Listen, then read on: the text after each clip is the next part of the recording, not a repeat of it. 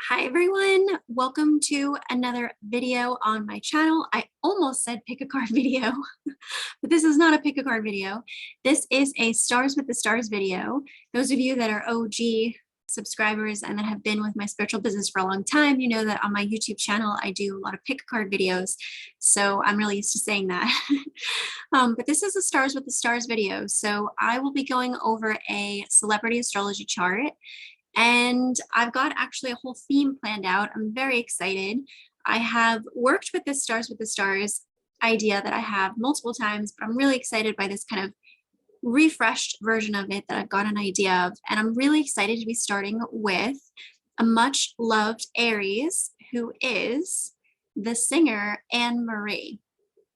So I got her astrology chart pulled up, and just as interesting as astrology goes, things happen. And she actually was performing at the Brit Awards recently. At the time of recording this, I'm recording this February 12th, 2022. So it was earlier this week that this happened. And she actually stumbled a bit in the middle of her performance. And then later on was like kind of making jokes that she hurt her ankle and stuff. So I thought it'd be really interesting to look at some of that in her astrology chart and see if there's anything there, which I did take a quick peek and saw that there could be something there. So without further ado, let's pull up her chart and take a quick look at, well, not a quick look, we're going to do kind of a deep dive looking at her chart. First, I kind of want to show you who she is for anyone who's not familiar. So she is a female artist, a singer, and I love her work. I think she's amazing. I really love her latest album that came out. I really love the songs, in particular Therapy. I like that song a lot. I like Better Not Together. I like Kiss My Uh-Oh. I like a whole bunch of her songs. I really love this photo of her. This is actually her at the Brit Awards, because to me, this photo really captures a lot of her astrological energy with her strong Aries vibes. To me, like, this is very Aries, kind of the red and black, that we've got going on there. I'm actually going to X out of that because I don't want it to load too much stuff. But this is who she is. If you're unfamiliar, you can take a look. Usually she's kind of got pink hair, but she is super fun and fabulous. She's just a really fun and very outgoing singer, and you can find her all over different talk shows. I learned about her at first while I was watching some YouTube clips from like Capital Breakfast, which is like a UK radio show. I'm based in the US, but I do watch a lot of UK things on the Tube of the U. So yeah, but let's take a look at her astrology chart and start talking some astrology. Okay, this is a really cool look for her too, the black and white. So actually, this is her chart that I've pulled up. This is from Astro Theme. And, this is related, the reliability score here is higher. This is someone that's either related to her or has done an astrology consultation with her. So it should be fairly reliable. But as always, we take this information with a grain of salt because this data is put in. Sometimes I like to cross-reference it with like Wikipedia and stuff. We can attempt to do that. Anne Marie, Wikipedia. So born April 7th, 1991, which confirms with what we've got here. So we should be at least a little better there. So we can see that she's a sun in Aries with moon in Virgo, 29-degree Leo ascendant. So interestingly enough, this upcoming full moon in Leo, which is happening next week, is actually going to be impacting her ascendant. And then, so we'll talk about that in her chart, but having the full moon be illuminated on her ascendant and being in Leo is definitely her being more in the spotlight, being more seen, which perhaps her tumble at the Brit Awards is actually like helping her in some way to get even more exposure to her work. And then midheaven in Taurus, okay? And this is her chart here, which is a very, very busy chart. I've lifted this chart and put it into the astrological software that I use so we can look at it in deeper dive. Also, I know I just like whipped right into this, but just to introduce myself. So my name is Julianne Fay, and I'm a professional astrologer and a certified angel card reader. On this channel, I do pick a card videos at the new and full moons. I also talk astrology as much as possible. And I love talking about celebrity astrology because I'm always looking up famous people's charts and deepening and learning in my own practice all the time. I do this. So I love sharing it with other people. I will be making some of my Stars with the Stars and some of my pick a card videos moving forward as pay-per-view options. So I haven't decided yet which one this one is going to be, if it's going to be free on my channel or not. But if you did purchase this from my Etsy shop, thank you so much for supporting my spiritual business. It does help me so very much. And I'm excited to get into this for you all. So let's pop back to where we were. Usually I start with an intro when I do my pick a card videos, but I got a little thrown off because I haven't done a Stars with the Stars in a hot minute. So, but here we are. So she's a 17-degree Aries, okay, and moon in Virgo. Maybe one of the reasons why I love her so much is because I'm a super strong Virgo. So we've got that sun moon connection, although my Virgo planets are like way early in Virgo. So sun in Aries, moon in Virgo, and her ascendant is at the very last degree of Leo. So definitely with her ascendant, there is this super creativity, this super artistry. And with her descendant at the end of Aquarius, she knows how to kind of work the system, if you will. She's also able to, through her connections and partnerships, seek kind of innovation and technology to get more exposure through, if you will, the masses. Aquarius does relate to, you know, information and society at much larger scale. And I do feel like she is an artist that's very comfortable with not only being seen, but kind of being seen publicly in a multitude of platforms. Like you can find her on radio shows, on talk shows, you know, obviously on YouTube, obviously performing, doing tours. Like she's all over the place and she has lots of connections and lots of friends. And I don't think that's always true for every artist, you know. It does take a lot of courage to be kind of an artist and to channel that Neptunian energy, that sensitive energy, and also be willing to kind of be everywhere and anywhere, you know. And of course there are really famous artists that have done that, but some of them haven't done it by desire or by choice. I get the feeling that she's kind of an artist that just genuinely enjoys having lots of friends and being on different platforms and getting to know and talk to different people. She just enjoys being out there, you know, definitely being seen with this ascendant at the last degree of Leo. And she does have Venus here in early Pisces, which is actually conjunct her descendant. So she does bring in this pleasure, this beauty, this harmony to these friendships as well, which is really, really nice, you know. And right now, Jupiter would be transiting. It's now quite moved off of where her Venus is. Okay, so Jupiter's transiting at 10 degrees of Pisces. So yeah, it's pretty good ways off of her Venus, but she would have had a Jupiter-Venus conjunction pretty much at the end of December 2021 into the very beginning of January 2022. In fact, we could take a peek here and see. So this would have been exact for her pretty much that first week of January, which was definitely a tricky time because we were in a Venus retrograde then, we were approaching the Mercury retrograde. So she might not have even had as much of the exciting, brilliant Jupiter-Venus conjunction as could have been. In some ways, it might even be delayed, if you will, which makes sense if she's kind of getting more attention, if you will, now. Because now we're out of the Venus retrograde, but we're clearing post shadow, and we're out of Mercury retro, but we're clearing post shadow, or pretty much at the end of clearing that post shadow, I should say now. So yeah, it's interesting that she did have the Jupiter Venus, but it happened a little, you know, several weeks ago now. She does have Neptune in pretty close opposition to her moon sign. So, and I'm kind of pinging back and forth from stuff about her natal chart to transits that she's under, so just bear with me. But her moon sign is at 18 degrees of Virgo and Neptune's transiting at 21. Okay, so that's a pretty tight orb within opposition. This would have been more exact for her though in the past. They've met each other and now Neptune is moving away from it.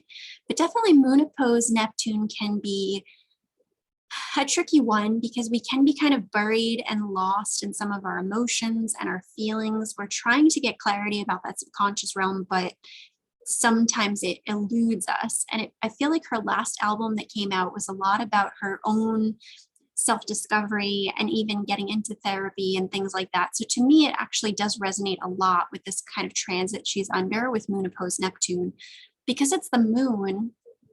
And I believe this is the birth time is 3 p.m. So this does put the moon in her second house, and then Neptune would be in the 8th house. So this is the axis of Taurus and Scorpio. So Neptune, though, just kind of moved into the 8th house here. But this is, yeah, a lot of diving deep with the 8th house, the Scorpio ruled house, diving deep into her subconscious mind and trying to illuminate more things about her moon sign, but from like the subconscious realm, from the energetic realm, from the subtle realms, you know.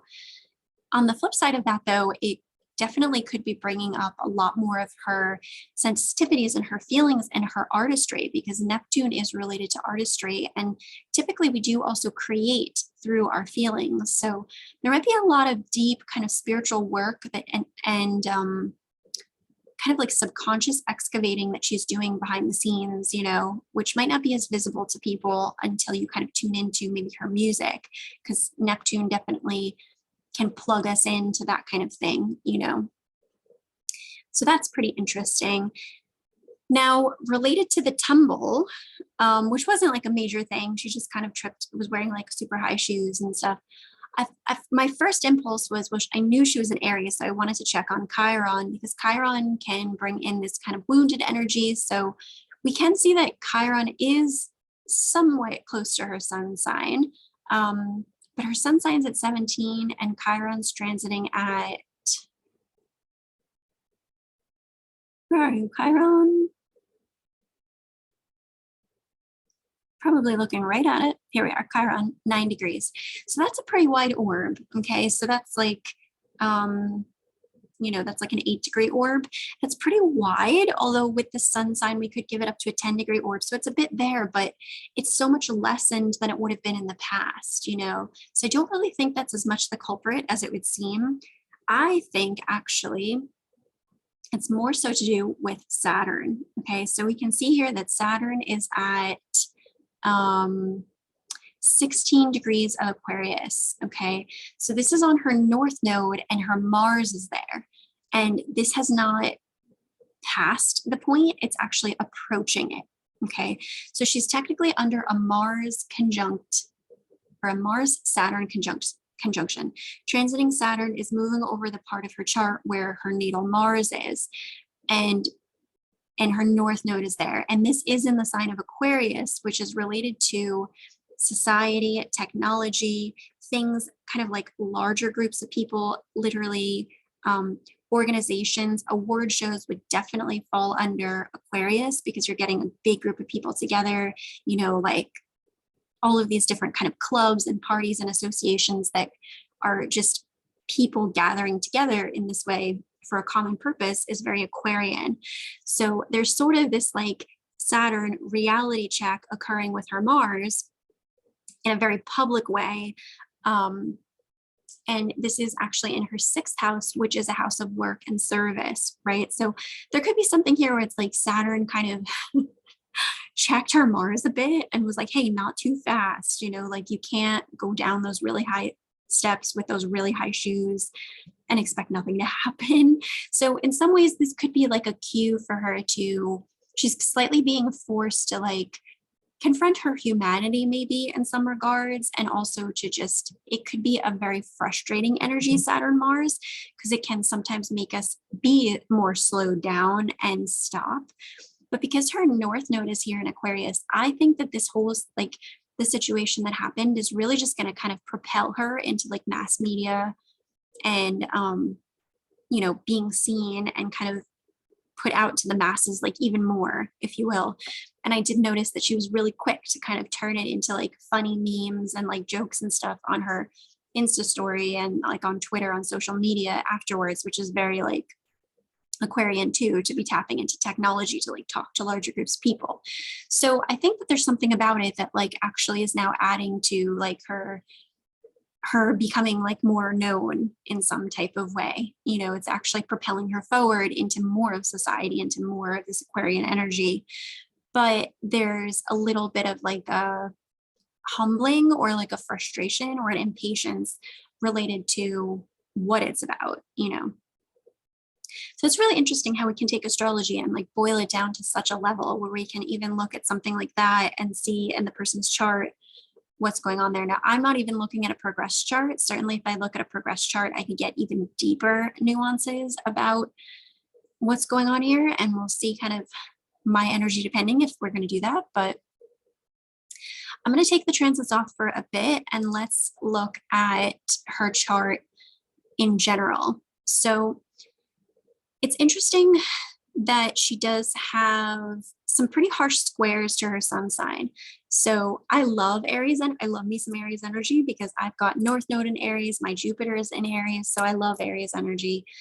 And the sun does well in Aries. You know, the sun is at home. It really enjoys being in Leo. So Aries is a fellow fire sign. It does really well there. Technically, the sun does well in any sign because the sun is a happy, optimistic part. It's the soul, right? But certainly the sun can be like extra supercharged at certain times of the year. And definitely when we first launch into spring, that is one of those times. So she has a pretty healthy, you know, drive here as a sun in Aries, but it is being aspected kind of harshly. So she has this pile up of energy in Cancer. She's got Jupiter in Cancer. She has Chiron there, kind of on the border. I did also plot her Ceres. She's got that kind of also on the border there. Ceres, though, is a beautiful asteroid related to mothering and unconditional love. So there is this beautiful kind of nurturing emotional energy to her with this kind of Ceres Jupiter conjunction. And then on the flip side, she's also got squares from Capricorn. Okay, so she's being squared as a cardinal fire sign from at least two of the other, well, it couldn't be more than two with the squares, but she's being squared by the other cardinal signs here. And then she doesn't have an opposition to Aries. So that does help that she's not being like also aspected from all the other cardinal signs, but she's got the squares over from Cancer energy and then also squares over from Capricorn. Now, if we look at the degrees, to be honest, the tightest of these aspects is actually her sun square Neptune. So her Neptune's at 14 degrees of Capricorn, and her sun signs at 17 degrees of Capricorn. So sun square Neptune people have to watch for, sometimes it can be more challenging for them to be deceived or being more gullible, or there can be kind of like a naive energy to it where they are pursuing things, but because Neptune creates kind of like deception or illusions, they are kind of like pursuing something that they perceive as really good, but actually it's not. It's kind of like all that glitters is not gold kind of deal. So this might be, you know, things that she's learning, you know, and she did complete her first Saturn return because now Saturn is in Aquarius, but she's still, you know, I often, being someone that's gone through my Saturn return and gone through, so my Saturn return was in Sagittarius, and now we are a ways away. I will say, just from my personal experience, having had a really heavy epic Saturn return, it took me some time to integrate a lot of those lessons, even into the next phase of Saturn, although that did square my moon, so that might have been part of why, and I was under other harsh aspects there. But, you know, each of us have our own individual experiences with our Saturn return. Personally, I've had a very difficult one. I've witnessed other people who didn't seem to have quite as bad of ones. It depends on a lot of factors, you know, and it just depends on also where the energy is in your chart. Because for me, it felt like it extended through like so many years, but I do have some energies in my chart that are in adjacent signs, you know. So, so anyway, for her, this energy, anytime that there is energy in Capricorn or in Cancer, it's going to impact her because it's squaring over to this already kind of aggravated square to her sun sign, especially middle of Cancer, middle of Capricorn. And so So she does have this Sun square Neptune natally in her chart. She does also have her Saturn there pretty close by, Sun square Saturn. So there's a lot of karmic work here on establishing structure and stability in her life, building a business, but also needing, and it's interesting too, because she does have Saturn with Neptune. So she's building kind of a media business, and kind of like a fantasy business, if you will, which definitely works for her as like this really high profile kind of big and like fantastical musical artist. Although this is still a pretty wide orb. This is like 10 degrees here. So really the strongest aspect she has in square is this Sun square Neptune, On this side of the coin, she does have Chiron at 10 degrees. That's a pretty wide orb though, but Sun square Chiron is like, not always fun. So on one side of it, she's got to watch for like the deceptions and the illusion. On the other side, she's got to watch for maybe neglecting her emotions and her feelings, right? Because Chiron is within orb to Jupiter, although it's a really wide orb, there could be something here where she learns through mothering herself and nurturing herself and processing her feelings. But there's a lot of healing, a lot of wounding that's going on because Jupiter will expand whatever it's with. And in this case, it's with Chiron. So it's expanding a lot of that wounding and healing. So I would bet that this latest album she's put out, where she was kind of starting to bear some of those wounds and put it into her music, I would bet that that's not the end of that story. I think there's going to be more that she unpacks in terms of healing and uncovering layers of that of those wounds. But she did do a lot of work with this when the North Node, when the nodes were transiting in Cancer and Capricorn, and in particular, the North Node went through Cancer and the South Node went through Capricorn. So, a lot happened there for her in combination with all of 2020's energy with Jupiter and Saturn and Capricorn. So yeah, she's definitely been through a lot here with the Capricorn transits that were predominant in like 2019, 2020, and she's coming out of that now. And I think being able to integrate those lessons, as we move forward here. So yeah. She does also have her moon in Virgo at 18 degrees, which is trining over to that Neptune and that Saturn. So partially there could be something here where there's a desire to move forward, to take action. And then this Neptune Saturn is like, but do you have it all figured out? Are you seeing things clearly? Maybe you need to slow down and rework the process. This moon in Virgo is supporting this energy in Capricorn to let her look at the finer details of the contracts, to look at things more carefully. So this moon in Virgo of hers is actually really supporting this pileup of energy in Capricorn. Unfortunately, her moon in Virgo doesn't really interact with her sun sign at all. In fact, this would be considered a quincunx, which is like an awkward aspect.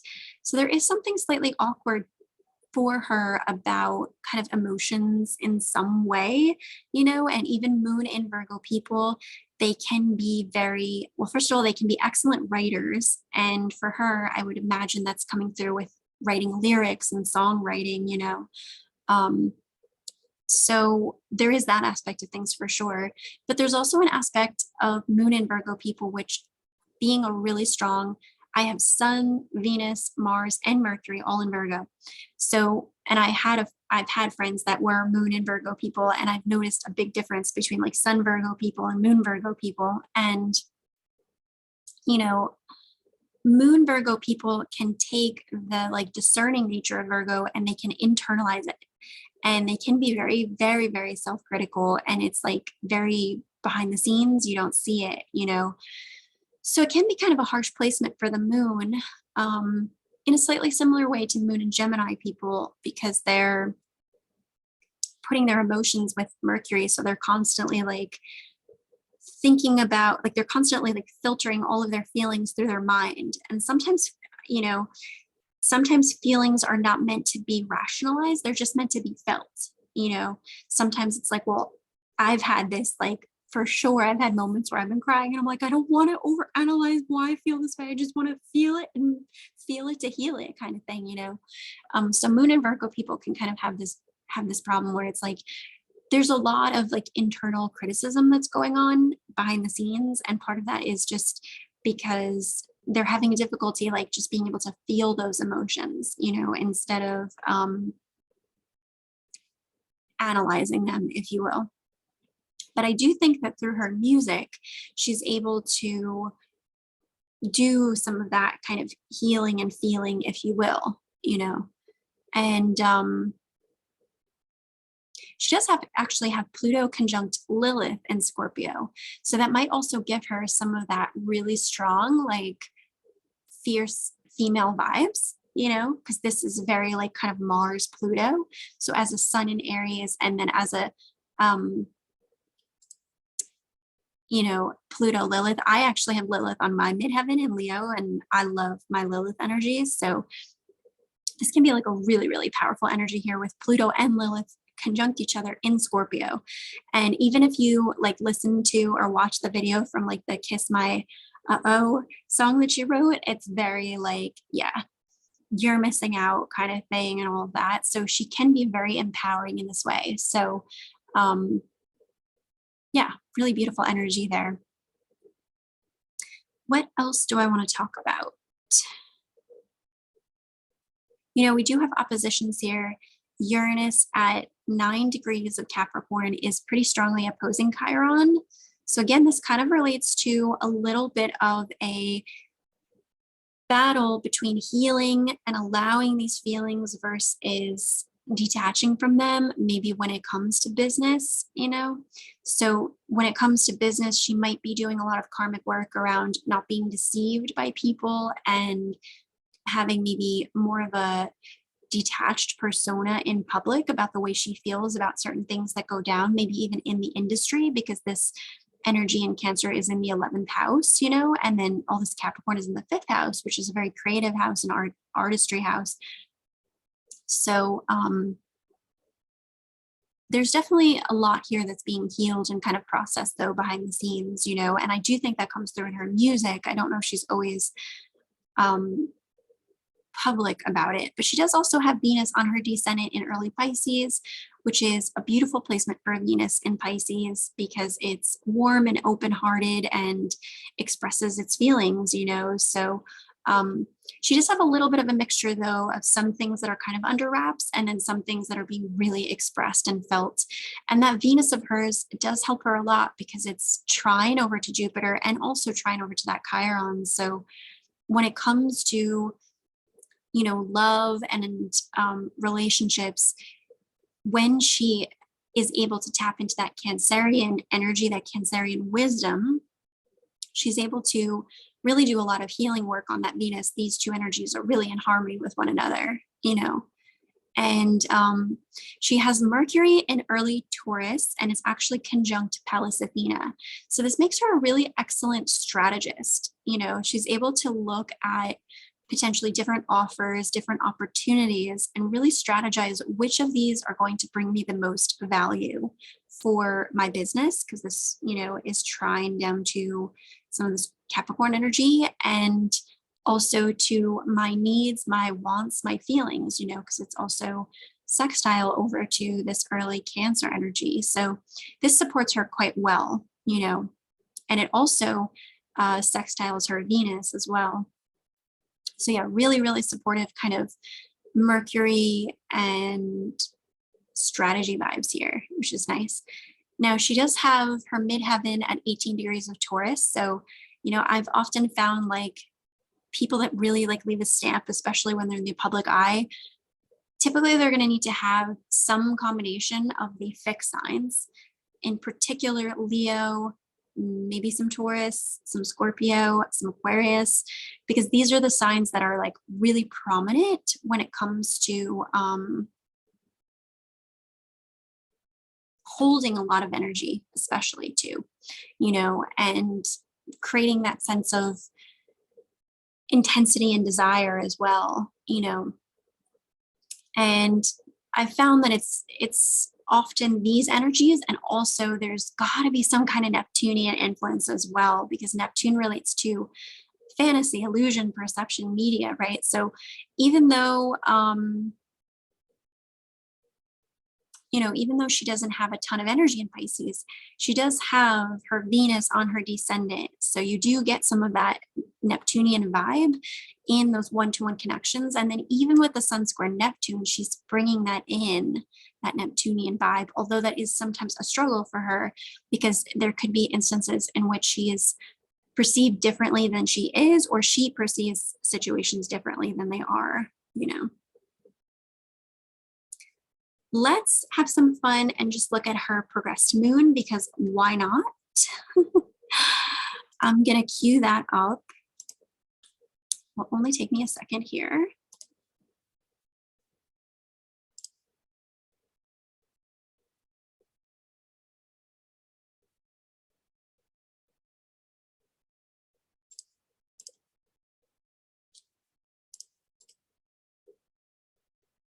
Oh my goodness, totally different looking chart. Okay, let's take a look here.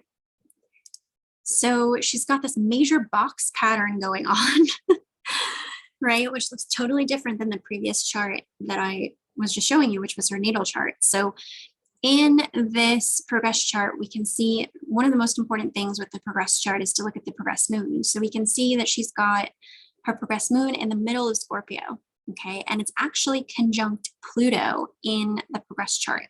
So she is doing a lot of deep, deep excavation work here. And we could see that also with the moon in Virgo opposing Neptune transit that she's under. In the progress chart, it reflects like even deeper. So I would imagine that there's a lot of subconscious work and excavating that she's doing. And some of it, it's still, not entirely being revealed. There's still some kind of private, secretive stuff that she's processing here at a really deep level, because that moon in Scorpio is there with Pluto, and then actually Juno is there as well. Hold on one quick second.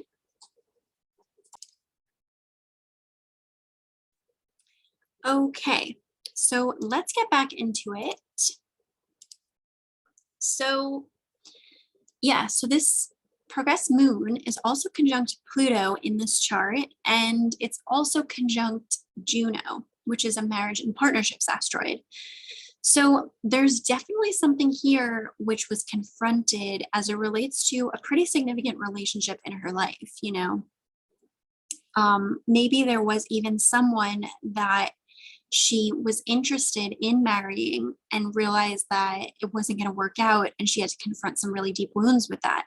Interestingly enough, we've also got Lilith there too. Lilith is at 20 degrees Scorpio. So there is a lot of energy here in this really tight degree pile up from basically 14 to 20 degrees. Even the the moon is conjunct Pluto. It's kind of like a domino effect, because technically this is it's all kind of mushed together in a certain type of way where it's like really being explored and excavated. There's a lot of deep work being explored here around what she really wants in a long-term partnership relationship, and committed life, committed partnership here, and how she can go about that in a way where she also feels empowered and like she has personal choice, So I think this is really interesting because this is occurring kind of behind the scenes, and this is probably also informing a lot of her musical artistry too, So yeah, pretty interesting stuff, And again, this is quite an intense progress chart here, with, sextiles. Well, these are positive aspects, sextiles, trines, but then we've got really strong oppositions with this energy here in Taurus opposing the energy in Scorpio, and also oppositions here too from the Capricorn and Cancer vibes, which are pretty much similar to what was already in her natal chart, okay? But this aspect would be new, right? This opposition from Taurus to Scorpio. So there's a lot of fixed energy here in the progress chart that's being explored and excavated. But then we have this energy in Scorpio trining over to this Mars and Pisces. the Venus in the progress chart moved from Pisces into Aries, and then in the process of that Venus in Aries progressed is squaring over to this energy in Cancer and this energy in Capricorn. So yeah, there's a lot of behind the scenes Venus stuff that's being stressed and explored and excavated out, is what I would say from this progress chart. So let's just pop back to her natal chart real quick.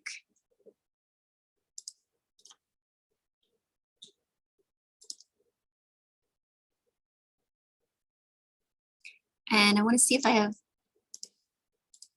any kind of final things jumping out to me here to discuss. Let's overlay the transits on one more time. So I did talk about the Sun Chiron, which is kind of out of orb now, or at the very least, very much lessened. Also, she did have Jupiter Venus, which is a really nice one, but that's also lessened. Really, one of the strongest aspects she's got building is this Saturn conjunct North Node Saturn Mars. And she does have Uranus starting to approach her midheaven. So that is kind of putting her also more in the spotlight in an unexpected way, which makes sense too with kind of what happened with the, the tumble and stuff like that. But there's going to be even more ways that are like surprising or sudden or shocking that relate to just, some of this, being seen in public. There's going to be unexpected things there. And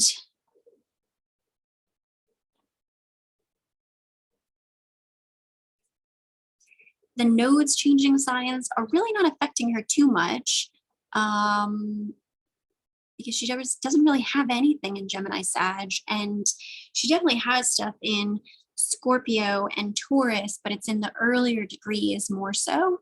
Although the Juno is here kind of closer to the end, but to be continued with some of that, with the North nodes starting to move, backwards through Taurus and Scorpio.